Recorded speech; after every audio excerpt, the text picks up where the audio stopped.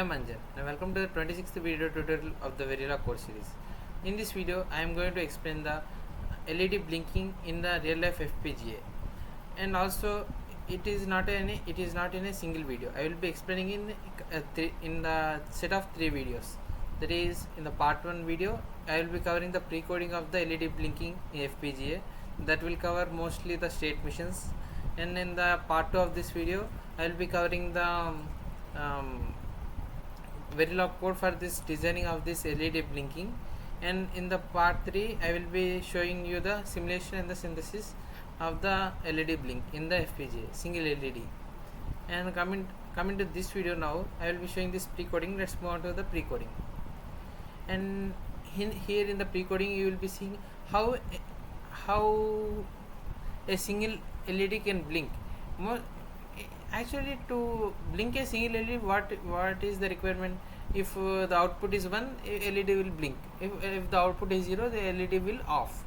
But what is the case to discuss in 3 views? The case occurs when within the frequencies, because the frequency of the FPGA board is 10 power 8 Hz. That means for every 10 power minus 8 seconds there will be one clock pulse. That means it is a lot of clock pulses in a single second, which means in a single 1 second we will be getting 10 power 8 clock pulses. Here is the calculation. Let's consider for every 1 second there will be a clock pulse. If there is a clock pulse, then I will be considering here in 2 parts. In the second part of this video, I will be telling you telling the code, I will be taking the counts, number of counts. Like, say, if I will take the pen to explain you.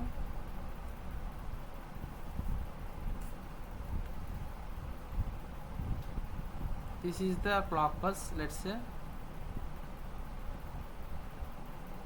this is the original clock pulse, and this is the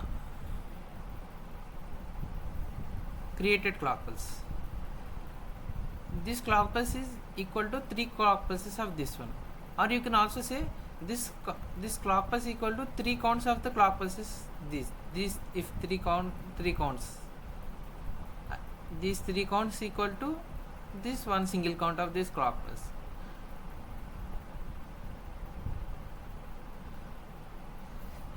For this, so that we should require counts equal to 10 power 8 counts. That is equal to 10 power 8 clock pulses we should require for to generate a single 1 second blink of the LED. And coming to this one, count. Okay, normal, how will we count in the decimal? Like, if we say 0 1 2 3 4 5 and so on up to 10 11 12, and we will count and so on. In case of binary, we will count 0 1 or 0 0 0 1 1 0 1 1, or in 3-bit we say we will count like 0 0 0 0 0 1 0 1 0 and so on. And this is the counting method in the binary format, and in the Verilog code we will be using the binary method only. And while using the binary method, we should define it in terms of bits. Like, say, for 1 bit we can have 2 counts. Like, say, if 2-bit we can have 4 counts, and 3-bit we will be having 8 counts, and so on. We can define it is in the power of 2. If you observe, 2 power 1, 2 power 2, 2 cube. So for 10 power 8 counts, we will be having 2 power x bits. X is the number of counts, so x is the number of bits. Say, if you evaluate it, we will be getting x equal to 30. But in designing of my Verilog code, I will be using 10 power 7 seconds. Instead of, for every 10 power 7 seconds there will be a clock pulse. Okay, because to get the simulation in a better faster way, otherwise we will be getting a large simulation and it will be like some headache issue, and the system will also get slow if you do that. Like 10 power x equal to, you take 30 bits, and if you consider 10 power 8 counts, your system will get hang out at sometimes.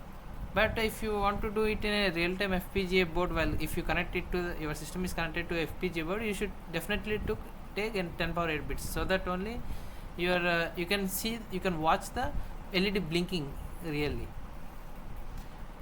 And here for 10 power 7 seconds, the counts equal to 10 counts, and x, that is number of bits, equal to 4 bits. And let's move on to the state machine. While designing the LED, power on, power off. LEDs is, I will use pen again. This is a single LED, like say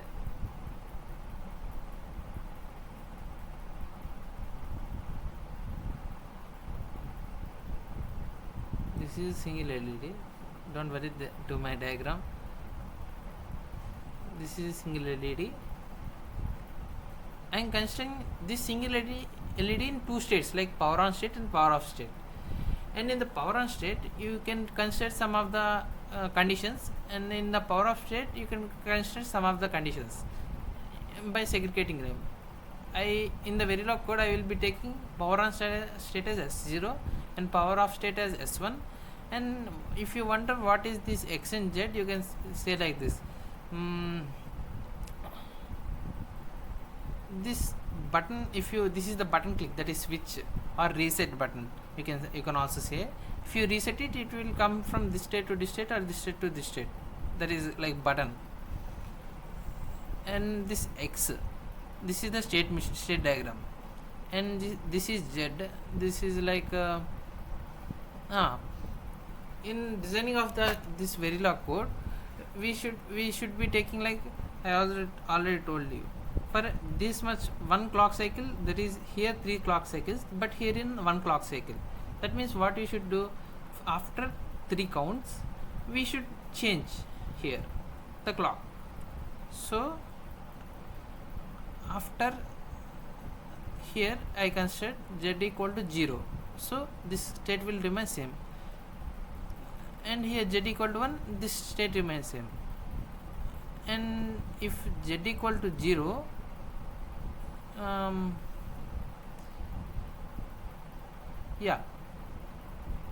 Z is the state of this state, like if with state within the state, like say if you consider this is the state name, S0 is the state name only, but to change within the states, like here if Z represents the state of the it's like a variable, it can represent the state variable. If Z equal to 0, it will remain in S0 only. If Z equal to 1, it will change to S1. If Z equal to 1, it will remain in S1. If Z equal to 0, it will come to S0. If you understand, if you don't understand, just repeat the video, go back for 5 seconds and repeat the video. Now coming to the X is like switch. If X equal to 0, which means it remains in the same, like if X equal to 0, which means switch is off, so that it will remain in S0. Here also if X equal to 0, it will remain in S1. But if X equal to 1, it will change to this state, and this will, if it is in this S1 state, it will change to this state. Hope you understand. And here I will end this video, part 1 of this video. And if you are willing to explore much more questions related to Verilog, you can check out the description box below. And if you like the video, hit the like button below, and share to your friends, and subscribe to the Start Scratch YouTube channel. And meet you at second part of this video, that is coding part and post coding part. And thank you.